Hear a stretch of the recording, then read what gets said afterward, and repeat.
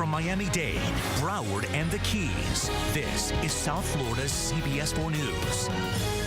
And some might say Joe Paterno died of a broken heart. He loved football, and when that part of his life came to an end, some might say he lost his will to live. It is called, actually, broken heart syndrome. And just 2 weeks ago, a new report looked at thousands who have suffered from this syndrome. CBS 4's Cynthia introduces us to a couple whose passion and love was so deep and strong, they died within months of each other. When Orit Mamoun thinks of her Aunt Rosine Hassoun and Uncle Albert Hassoun, there are nothing but smiles. It's a love story. It's it's very rare. I don't think you find things like that today.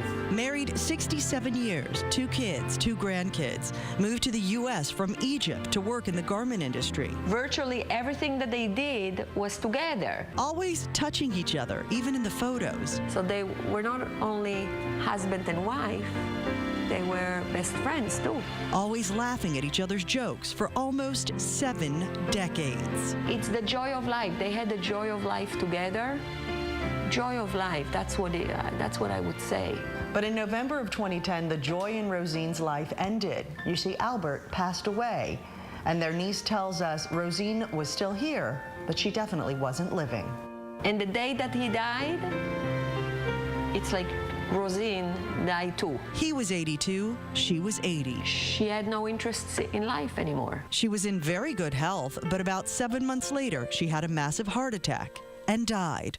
A result of broken heart syndrome? Evidence out there that suggests this love connection on long married couples. Dr. Alan Ackermann says it's very rare to die from broken heart syndrome, but it does happen. So now these doctors can read emotion. Yeah, basically, yeah, we can. Yes, we can film it. Typically, however, people do recover from the syndrome. It usually mimics a heart attack, but with no blockages.